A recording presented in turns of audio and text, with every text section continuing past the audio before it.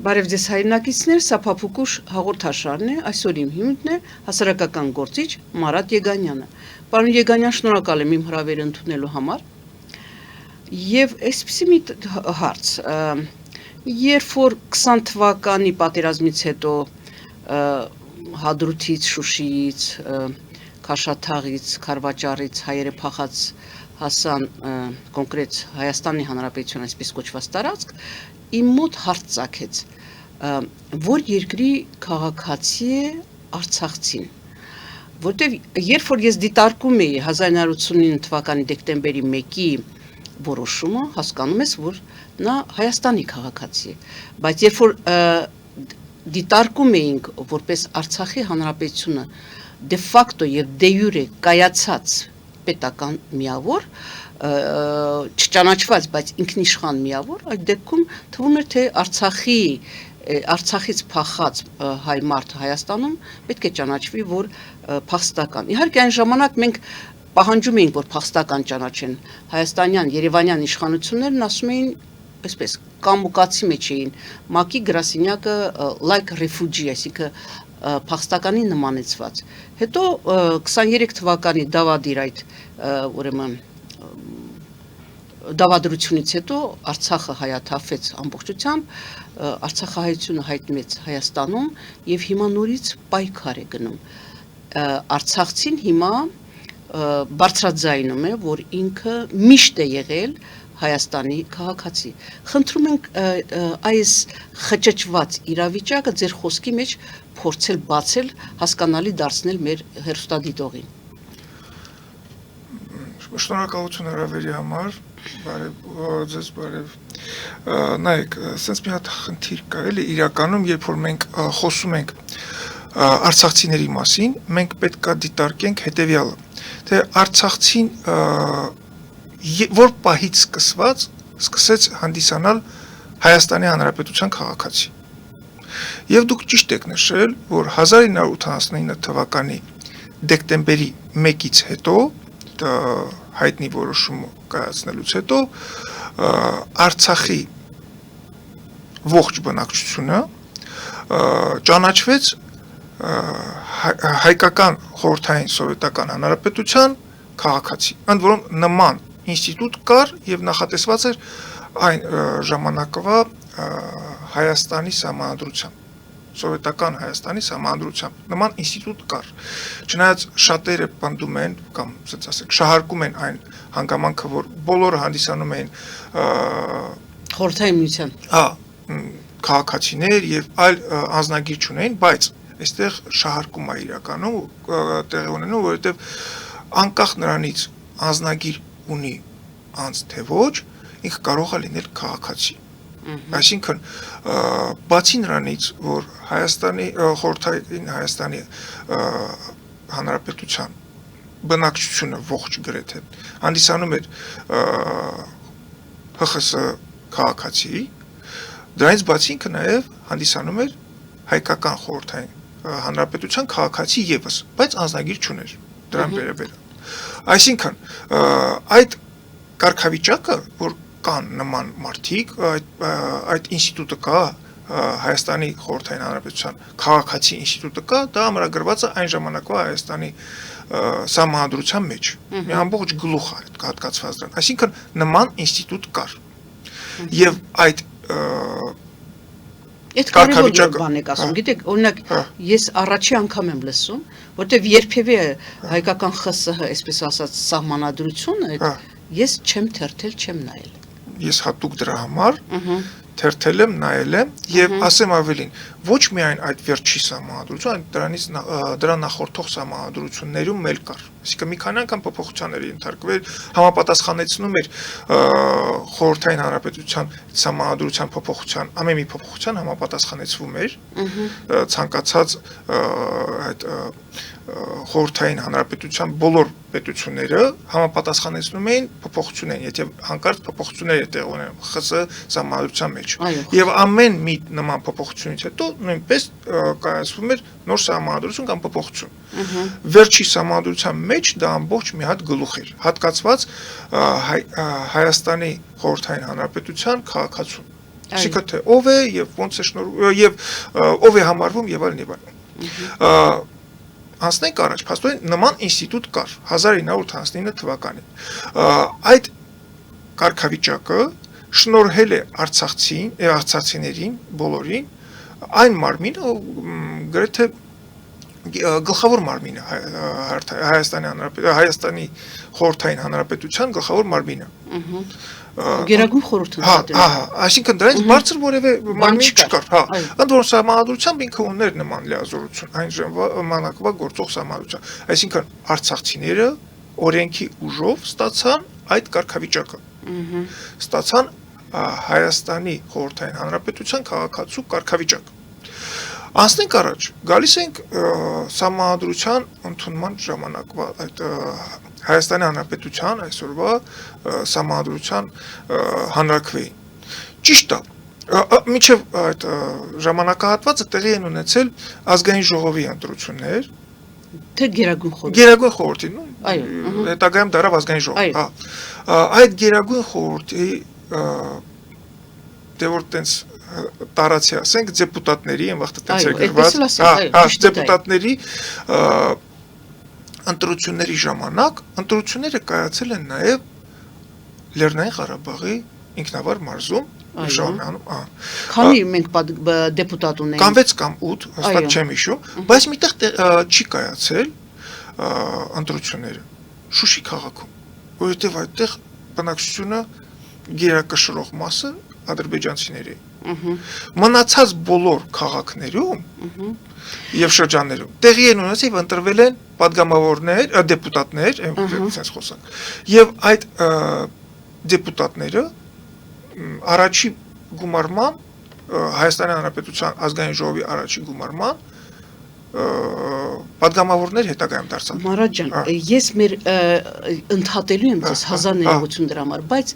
մեր որոշ պատմաբաններ ինձ ստիպել են, որ ես հիմա ձեզ ընդհատեմ։ Երբ որ դուք ասում եք, որ Շուշիում տեղի չունեցավ ընտրություն, քանի որ այնտեղ հայեր չկային իրականում այդ պահին, որովհետև 1988 թվականին ուրեմն Գարուն, Ամար, Աշուն, այնտեղ տեղի ունեցավ տեղում բախում հայկական բնակչության հետ եւ հայ բնակչությանը Շուշիից ուղակի քշեցին։ Այսինքն հայ մարդը իմանա, որ 88 թվականին երբ որ արդեն սկսել էին ագրեսիան, այսինքն Սումգայիթից հետո Շուշին էր մտել իրենց թիրախի մեջ էր եւ շատ արագ իրենք Շուշիից հայերին հանել էին, որ հանկարծ որևէ պատմաբան վաղը չպնդի ասի, տեսեք, Մարատը ասում է, որ ընտրությունների ժամանակ հայ չկար, որովհետեւ արդեն էթնիկ զտում էին արել Շուշիում։ Ես նման բան չեմ ասել, ես ուղղակի ասել եմ, որ տեղի չի ունեցել ընտրությունները, բայց որպեսզի ընտրությունները տեղի ունենան, պետք է կազմակերպվի ընտրական տեղամասեր։ Այդ ընտրական տեղամասերը առանց տեղական ինքնակառավարման մարմինների աջակցության հնարավոր չէր։ Իսկ այն ժամանակվա Շուշիում մեծամասնությունը եւ ճնշող մեծամասնությունը այնուամենայնիվ որքան գիտեմ այդ վաղ հայեր չկային արդեն։ Այո, բայց միջև դա էլ Խարինտակին կար, բայց Շուշիում չկար։ Առանց դրան էլ միջև դա էլ էլի ճնշող մեծամասնությունը ադրբեջանցիներ էին Շուշիում։ Այսինքն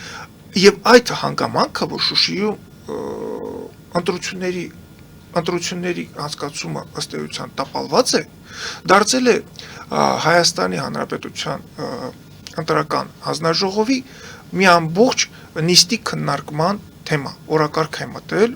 որ Շուշիում մենք չկարողացանք կազմակերպել ընտրությունները եւ այդ տեղամասից, եթե չեմ սխալվում, այդ ժամանակ 258 տեղամաս էր ձևավորվել, եւ այդ տեղամասից մենք չկարողացանք ընտրել դեպուտատ։ Բայց երբ որ ընտրությունները տեղի են ունենում եւ բաժանումներ կատարվում այդ ընտրական տեղամասերի, այդ բաժանումը տեղի է ունենում ընտրողների քանակից կախված։ Այսինքն ինչ որ մի հատ սահմանաչափ կար, ինչ որ թվաքանակ կար, այդ ընտրողների թվաքանակը եթե գալիս էր ենթադրենք 4000 կամ 10000, համարում էին, որ մի տեղամաս ձևավորվել է։ Եվ ներքին գործերի նախարարությունը, եթե չեմ սխալվում, այդպես էր կոչվում այն ժամանակ, մինչ ընտրությունների կայացումը կենտրոնական ընտրական հանձնաժողովին տրամադրում էր ցուցակ քաղաքացիների վերաբերյալ։ Այսինքն բաժանումը թե այս բնակավայրում քանի ընտրող կա, քանի քաղաքացի կա ընտրական իրավունքի ձայնով, քանի քաղաքացի կա, հա, եւ այդ փաստաթուղթը մնացել է մինչ այսօր։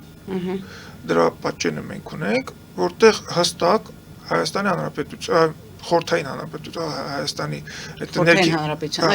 ներքին գործերի նախարարությունը կամ ոստիկանությունը, ոնց ուզում եք ասեք, խնդիր չկա, տրամադրել է այդ փաստաթուղթը, որտեղ ընդգրկված է Ստեփանակերտը, Ասկերանի շրջանը, Մարտակերտը, բնակչությունը մի հատ սյունում է նշված, ընտրողների քանակը մեկ այլ։ Այսինքն բնականաբար այդ մարդիկ բոլորը հանդիսանում են ՀԽՍ, այսինքն լղի ամբողջությամբ կար այդ ցուցակի մեջ։ Այդ թվում նաև Շուշին։ Այո։ Այդ թվում նաև Շուշին։ Նայեք, փաստորեն ստացվում է, որ այդ ընտրությունների ժամանակ, որոնք կազմակերպվել են եւ տեղի են ունեցել նաև Արցախում, Արցախի ողջ բնակչությունը ճանաչվում էր որպես Հայաստանի Հանրապետության քաղաքացի, Խորհրդային Հանրապետության, Խորհրդային Հայաստանի քաղաքացի։ Գալիս ենք սահմանադրության անկախության հռչակման, հետագայում սահմանադրության վերաբերյալ այդ հանրաքվեին, այդ ժամանակ արդեն այլ քաղաքականություն որդեգրվեց, Արցախում չկազմակերպվեցին այդ քվեարկության համար այդ տեղամասերը, այն պատրվակով, այն պատճառաբանությամբ, որ մենք չենք ուզում, որպեսզի լարվածություն ձևավորվի, նման տեղամասերի ձևավորումը լարվածություն առաջացնի։ Ընդ որում այդ ժամանակ միանշանակ չընդունվեց այդ որոշումը եւ որոշ քաղաքական գործիչներ սկսեցին միանգամից ըմբոստանալ, որ դուք խախտում եք օրենսդրությունը եւ այլն եւ այլն։ Իմիջիայլոց հետագայում նաեւ համանդրական դատարանը դրան անդրադարձավ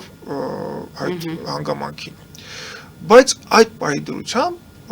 քաղաքական որոշում կայացվեց, որ Արցախում դժվար էր կազմակերպել այդ իրաց պատճառաբանությամբ։ Դժվար էր կազմակերպել պատշաճ կարգով այդ հանրաքվեի ընթացքը, դրա համար չկազմակերպվեց։ Ինչից հետո տեղի ունեցավ բնական այդ ընտրությունները, տեղի ունեցավ համանդրությունը, ընդունվեց եւ այլն, բայց այստեղ մի շատ կարեւոր պահ կա։ Եթե որևէ քաղաքացու կամ քաղաքացիների խմբին կամ նույնիսկ ինչ որ մի հատ բնակավայրի զրկում են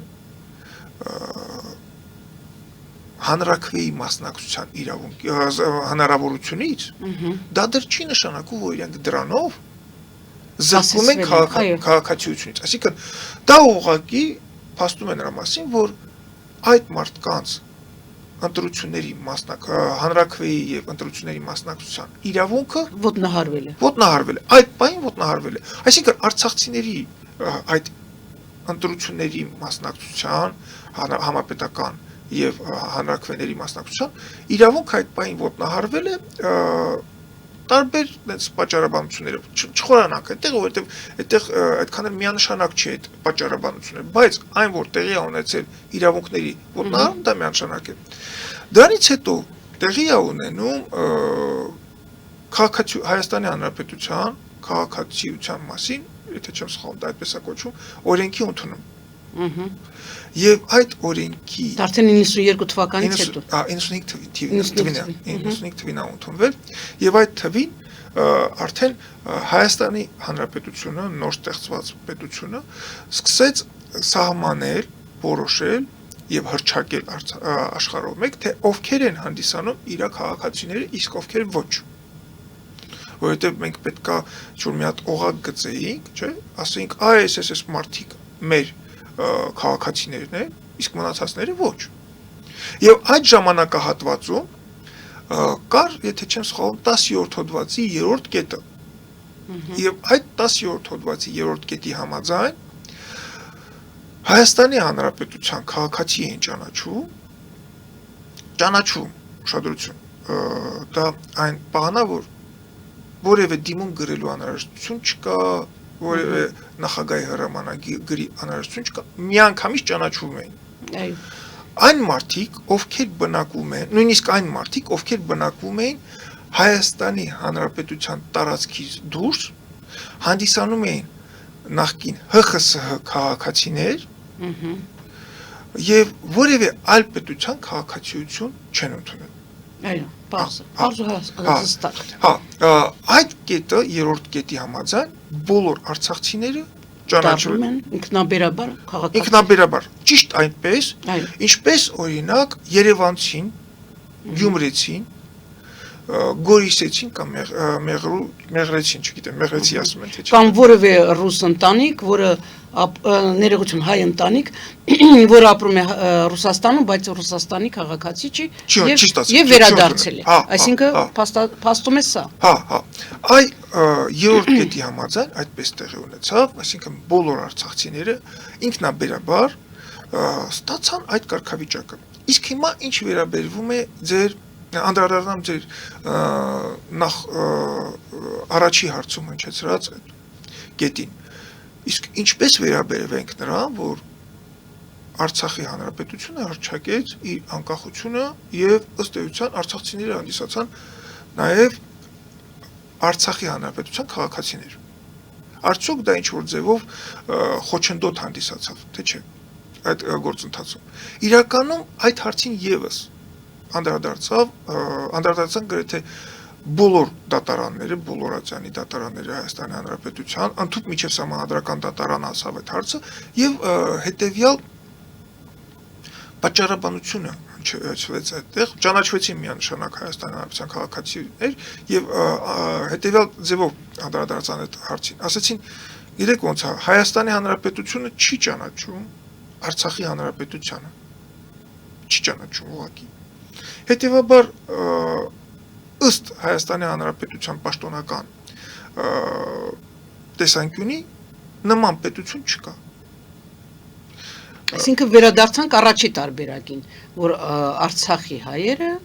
Հայաստանի Հանրապետության քաղաքացի են։ Մնաց դա։ Այսինքն իրանք այդ քաղաքացիությունը որպես գոյություն ունեցող պետության քաղաքացիություն չեն ճանաչում։ Ոնց կարող ես դու լինես գոյություն չունեցող երկրի քաղաքացի։ Եթե այդ երկիրը չի ճանաչում Հայաստանը եւ այդ պատճառաբանությունը դրվեց բոլոր գրեթե դատարանների վճռի հիմքում, ընդ որում նման վեճերը առաջացան հայտնի ընտրություններից հետո, երբ որ Ռոբերտ Քոչարյանի վերաբերյալ անձնագրայինը, նույն անձնագրայինը, ով հիմա պնդում է, որ արցախցիները քաղաքացի չեն, տրամադրեց 10 տարի Հայաստանի Հանրապետության քաղաքացի լինելու վերաբերյալ տեղեկանք, որպեսզի Ռոբերտ Քոչարյանը ընտրությունների մասնակցի։ Դրա վերաբերյալ շատ լուրջ Այնտեղ ինչ է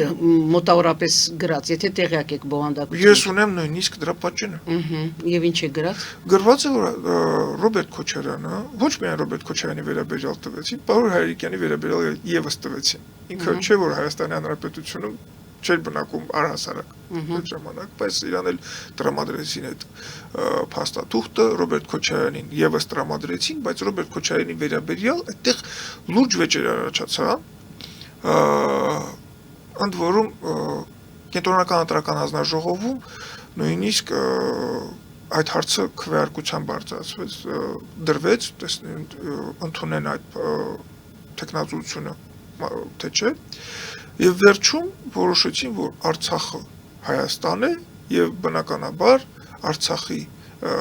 քաղաքացի նույնպես Հայաստանի քաղաքացի։ Եվ Ռոբերտ Քոչարյանը Հայաստանի քաղաքացի էր։ Ընդ որում, այդ էլ պետք է ասենք, չէ՞ որ մենք խոսում էինք առաջին ընտրությունների մասին եւ արցախցիների մասնակցությանը ՀԽՍՀ Գերագույն խորհրդի որպես դեպուտատներ են վախտված։ Ռոբերտ Քոչարյանը այն վաղտը ընտրվեց Ստեփանակերտի Կաշոկ մետաքսի գործարանի կողմից որպես պատգամավոր։ Այսինքն հենց այն ժամանակ ճանաչվեց ՀԽՍՀ քաղաքացի, հետեւաբար ինքնաբերաբար դարձավ նաև Հայաստանի Հանրապետության քաղաքացի։ Այսինքն այդ մարդը, երբ որ սահմանադրությունը ընդունվեց, հռչակվեց անկախությունը, այդ ժամանակ պատգամավոր էր Հայաստանի Հանրապետության ազգային ժողովում։ Այդ հանգամանքների հանդիսացավ որպես հիմք դրա համար, որ ասեն, ոնց կարող է Հայաստանի Հանրապետության падգամավորը չդառնա չհամարվի Հայաստանի Հանրապետության քաղաքացի։ Ընդ որում, այդ դա տեղի ունեցավ 1998 թվականին այդ վեճը առաջին փուլը, երկրորդ փուլը տեղի ունեցավ 2003 թվականին ընտրությունների ժամանակ եւ այդ ժամանակ արդեն գործը հասավ միջև սահմանադրական դատարան։ Ընդ որում սահմանադրական դատարան ասաց նորմալ է սա, ճիշտ է։ Կարեն Դեմիրճյանի, եթե չեմ սխալվում,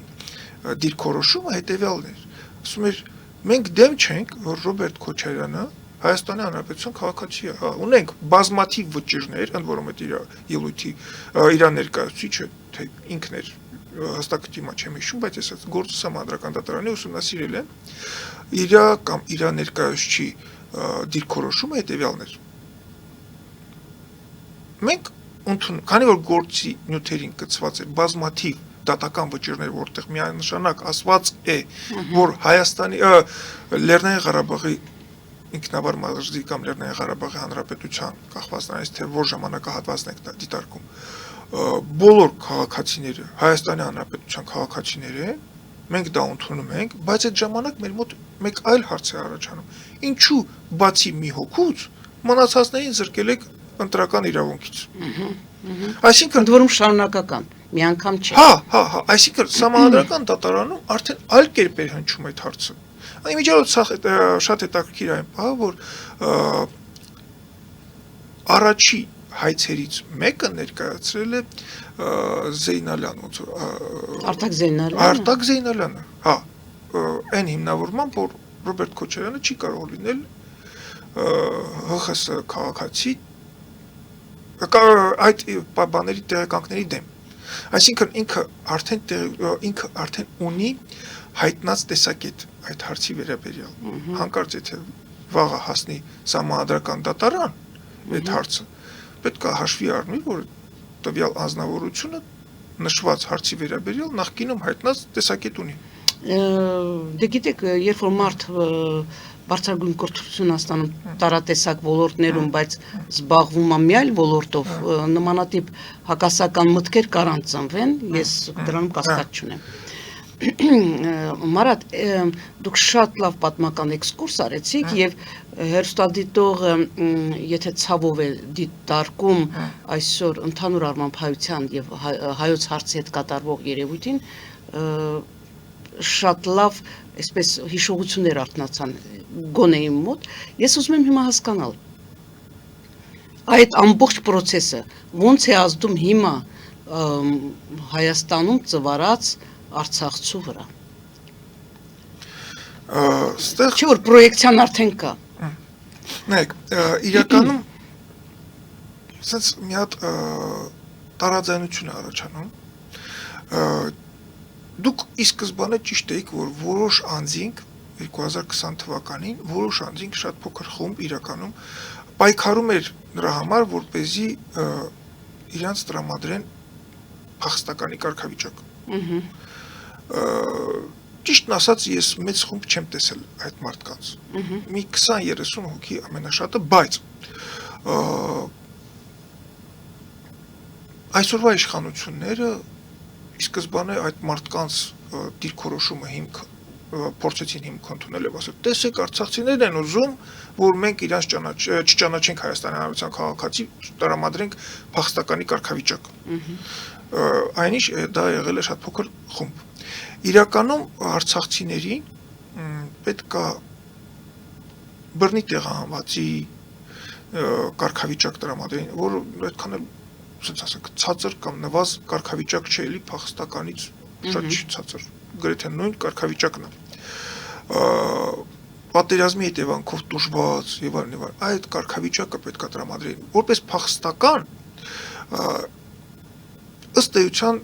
դա նորմալ չի, որ այդ կարգավիճակն են տրամադրել եւ որպես փախստական են դիտարկել իրենց։ Բայց ՄԱԿ առաջինը նետվեց եւ ճանաչեց փախստական 23 թվականից հետո։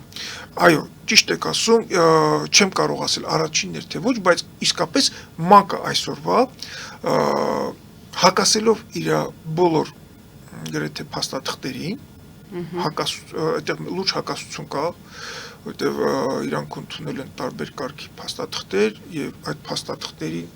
հակառակ են իրանք անում։ Նման տպավորություն է ստեղծում, որ իրանք նույնիսկ Հայաստանյան կառավարության կից գործող ինչ-որ մարմին են։ Սովորաբար այդպես էլ կա։ Դե առնվազն նման Բոլոր տպավորություն միջազգային կառույցները հայտնվում են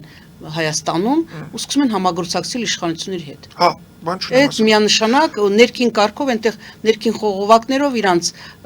անհրաժեշտ մարդկանց են տեղադրում համապատասխան պաշտոնների եւ ամեն ինչ այդպես Ես դա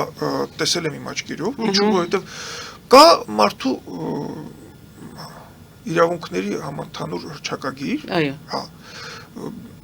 բիլ, եթե չեմ սխալ, բիլ մարդու իրավունքների մասին բիլ տենցել են ասում, եւ այդտեղ քաղաքացիության իրավունքը համարվում է մարդու հիմնական իրավունքներից մեկը։ Հիմա այդ քաղաքացիության իրավունքից զրկելու մասին հաղորդում է հայտնվում ՄԱԿ-ին, բայց ով պետք է հետևի դրա մասին, որ եթե որևէ մի պետությունում ապօրինի ձևով մարդկանց մեծ խմբերի զրկում են քաղաքացիությունից փորձում են զրկել քաղաքացիությունից։ Այդ դեպքում ով պետք է հետևի դրա մասին։ ՄԱԿ-ի այդ հիմնարար փաստաթղթերից մեկը, որին 45 թե 46 թվին է ընդունվել եւ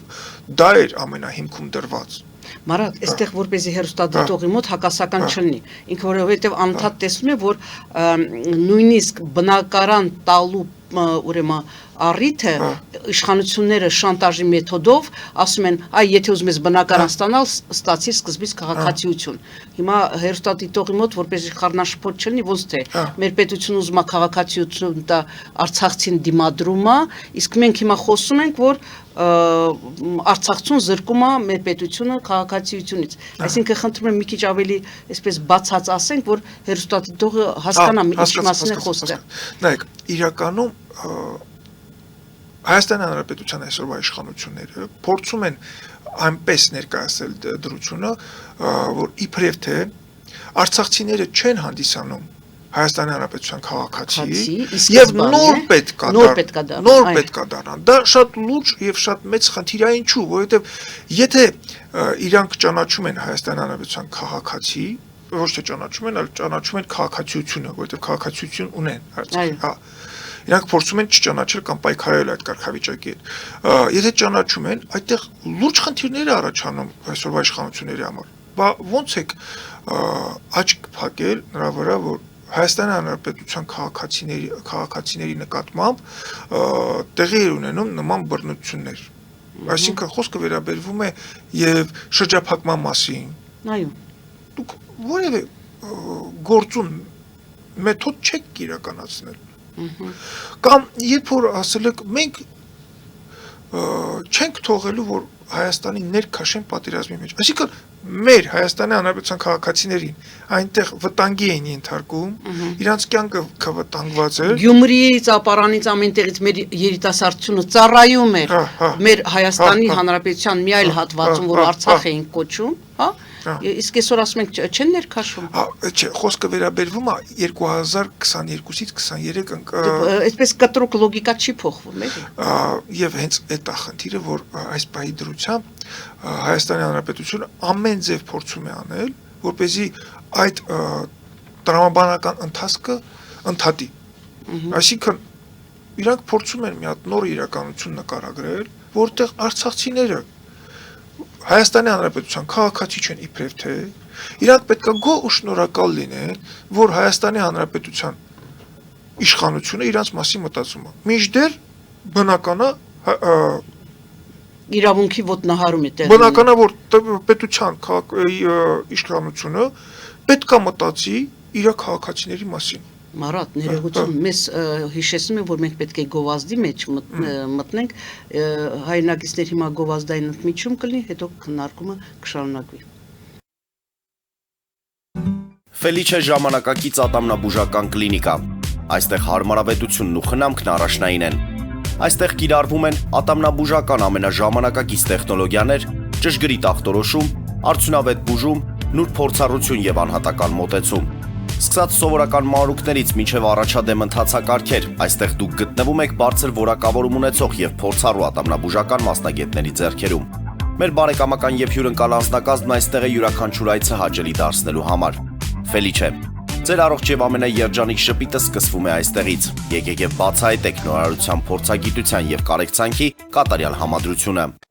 Վաճառվում է գերմանական հնաոճ դաշնամուր 1892 թվականի արտադրության ֆոն Մուլբախ։ Գտնվում է գերազանց վիճակում։ Գինը 15000 ԱՄՆ դոլար։ Հեռախոսահամար 094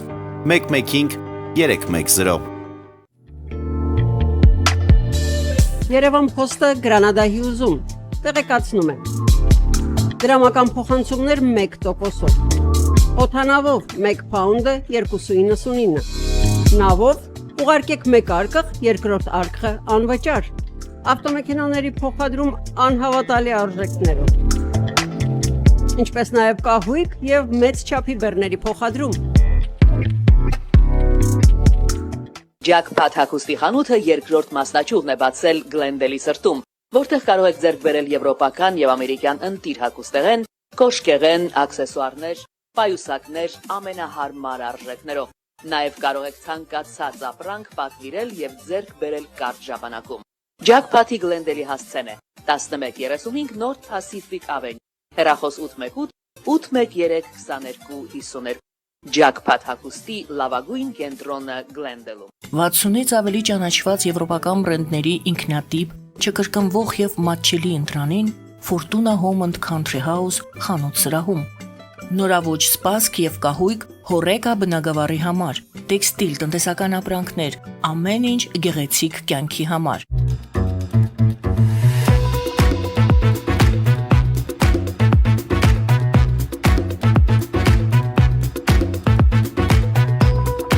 Արարատ ռեստորան, ընտանեկան եւ ընկերական ժամանցի լավագույն հասցե, սիրված արտիստներ, հյուրընկալ մթնոլորտ, հարուստ ճաշացան, անմահական խորտիկներ, Արարատ ռեստորան, հասցեն անփոփոխ, սիրով սպասում ենք ձեզ։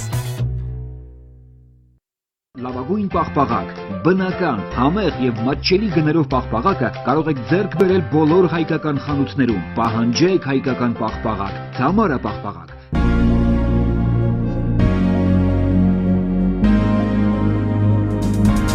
Տպագրեք ձեր գիրքը Նոյան տապան տպագրատանը, ինչպես նաև թերթեր, ամսագրեր, բուկլետներ եւ այլն։ Հասցեն քաղաք Երևան, Իսահակյան 28 առաջին հարկ։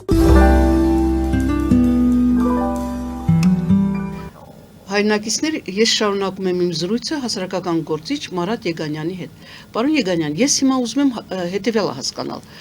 Ինձ համար ամեն մի հայ մարդ, որ ապրում է Հայաստանի, այս նույնիսկ այս վերջի բեկորի վրա,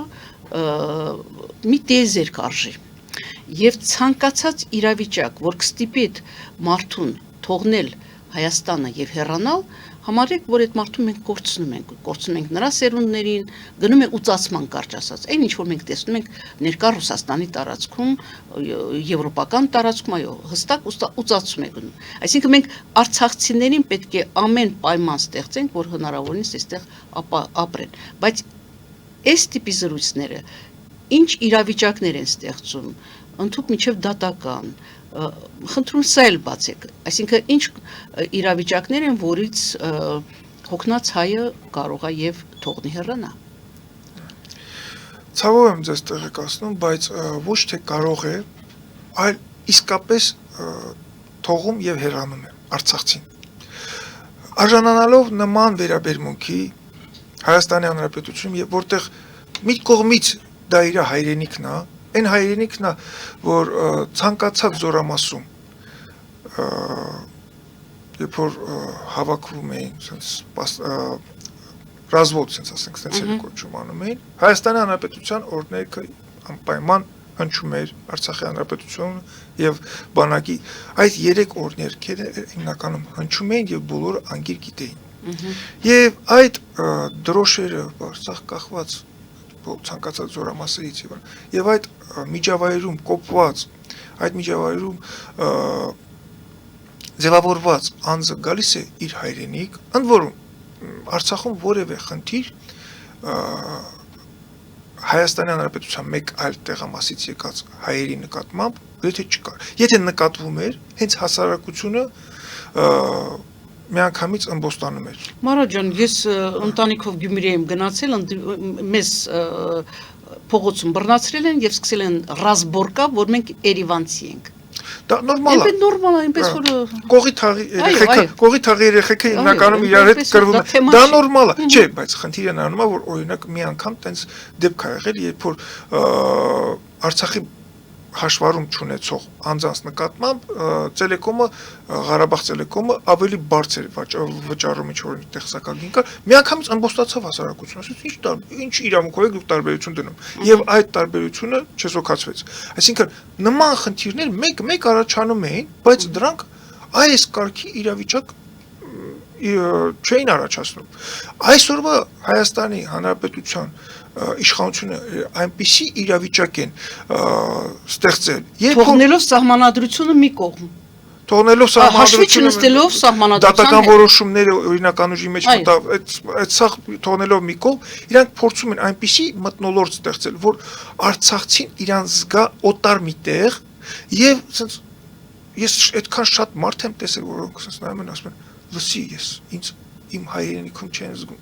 Այս վերաբերմունքը մեր նկատմամբ որ կա, որ գնում եմ ազնագրային ասում եմ, դե դուք ձեր Արցախում սենց եք, հիմա դուք պետք է դառնաք Հայաստանի Հանրապետության քաղաքացի։ Ինձ էլ են նման արտահայտություն արել ազնագրային։ Տգետ են, չէ։ Ես բացում եմ ազնագիրը, ասում եմ, մի հատ ուշադիր կաղ, այստեղ կա քաղաքացիություն կետը։ Մի հատ կարդա, ինչ ա գրված։ Ասում եմ, դե ես սենց եմ ասում, հիմա ես քեզ հավատամ, թե ազնագրումս գրածին։ Այո, իրավունքին օրենքին հավատամ ավելի շատ, քան ազնագրումս գրվածին։ Եվ այդ մարդը sense որ էսա նայում ու բան չկա։ Այս ազնագիրը Հայաստանի Հանրապետությունն է այս տվել։ Մեջը գրված է, որ ես Հայաստանի Հանրապետության քաղաքացի եմ։ Ոչ թե այն որ այդ տրամադրած փաստաթուղթը Հայաստանի Հանրապետության կողմից է տրամադրվել, չէ։ Մեջը գրված է հստակ իմ քաղաքացիությունս։ Այո։ Հա, բայց եւ դա կարծես թե պետքա բոլոր այդ հարցերը պետքա միանգամից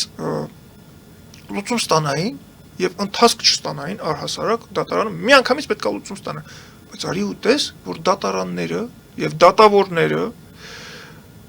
աչք փակելով, ամեն ձևով փորձելով արդարացնել այսօրվա գործող իշխանությունները, փորձում են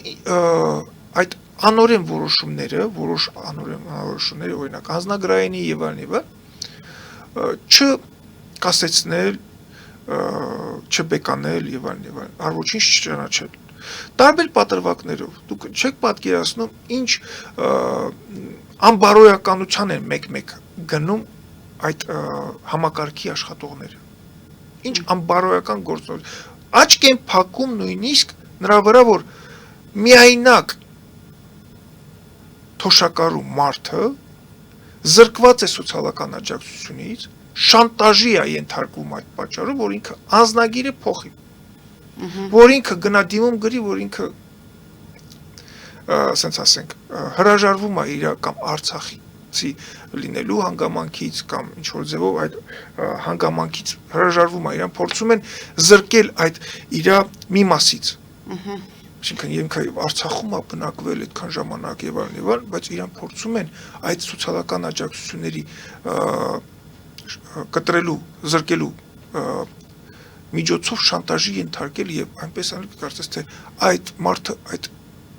անցյալը չի ունեցել, դա չկար։ Այսինքն հայ մարդուն զրկում են Հայաստանի քաղաքացիությունից, հետո տալիս են նոր քաղաքացիություն, նույն բանը, միայն այն բանի համար, որ Բաքվի մարդակեր, հայակեր Իլհամը նստած այնտեղից տեսնի, որ իր ուզած ցանկությունը կատարում են։ Ես այս տիպի թրքահաճ քաղաքականության քարոզ տարբեր աղբյուրներից եմ լսել, այնտեղ Ժիրայր Լիպարիտյանական այդ դաշտը ապականում է հայկական իրողությունը։ Այսինքն փաստացի ինչ են անում։ Իրենք բացարձակ հաշվի չեն նստում հայ մարդու հոգեկան վիճակի հետ, նրա կորուստների հետ։ Հիմա էլ նրան պարտադրում են ձեռք քաշել վերջի իր մասունքից, որ ինքը Արցախից բերել է Երևան, եւ պարտադրում են մի բան, որը այդ մարդը չի հասկանում։ Չգիտեմ, ով կարող է հասկանալ, ներկա արդարադատության նախարարը կարող է հասկանալ կամ ազգային ժողովի նախագահը կարող է հասկանալ, բայց տրամաբանող մարդը դա չի կարող հասկանալ։ Ինչու ես դու զրկում հայ մարդուն քաղաքացիությունից, որ նորից ստանաս Հայաստանի քաղաքացի։ Ես էլ չասեմ, որ այս պահին ես գիտեմ Իսրայելից Հայաստան եկած մի ընտանիքի, որի պարտադրում են բառացիորեն երեխաներին Հայաստանի Հանրապետության քաղաքացիություն։ Այսինքն այնքան հակասական է, ոնց է լինում Իսրայելից այստեղ եկած ուրեմն երեխաներին պարտադրում ես, որ նա ընդունի քաղաքացիություն, ամենածանր պայմաններն են ստեղծում, որ երեխան չկարողանա գնալ դպրոց, երեխան զրկված է դպրոց գնալու հնարավորությունից, միայն այն պատճառով, որ իրեն տալիս է այնտեղ քարտի ինչ-որ խնդիր կա, որը կապվում է քաղաքացու։ Իսկ այստեղ Արցախցուն դու զրկում ես մի հատ, այսինքն կրկնակի հանցանք ես գործում, սահմանադրությանը հակառակ նրան զրկում ես քաղաքացիությունից, հետո պարտադրում ես քո հորինած ինչ-որ մի նոր իրավիճակ։ Ախր ստեղ ասենց մի հատ հանգամանք կա։ Եթե Հայաստանի Հանրապետությունը ճանաչում է արցախցիների Հայաստանի Հանրապետության քաղաքացի լինելու պահը, չէ, փաստը, ուրեմն ինքը կրում է նաև նյութական լուրջ պատասխանատվություններ։ Այսինքն քո քաղաքացին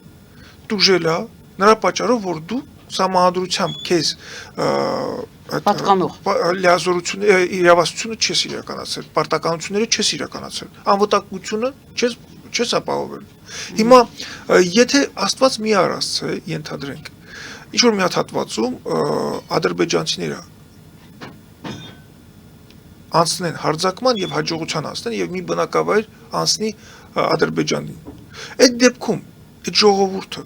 էլի ճանաչվելու է փախստական, չէ, բնականաբար Հայաստանի Հանրապետությունը ասել է, դե եկեք ես ձեզ ժամանակավոր կացարան տամ, եթե այդ բնակավայրը մենք չկարողանանք հետ վերցնել, ձեզ բնակարաններ ենք տալու, փոխհատուցելու ենք։ Ձեր կորցրած գույքը, որպեսզի արցախցիներին զրկի այդ իրավունքից, բավականին լուրջ գումարների մասին է խոսքը գնում։ Իրանք կամ զզվացնում են, բարիս բուն իմաստով, զզվացնում են, անտանելի միջավայր են ստեղծում, փորձում ստեղծել իրանք զոմբիների եւ իրանք ենթակա տարբեր կարգի բաշբուզուկների միջոցով, անտանելի միջավայր ստեղծելով, զզվացնելով, այնպես են անում, որ այդ շրջանակը, այդ շրջանը հնարավորինս չափ փոքր մարդիկ ներկայացնեն, ում պետք է ինքը փոխհատուցի այդ կորուստը։ Ինքը այնպես անում, որ կարծես թե քաղաքացի չեն, դրա համար ես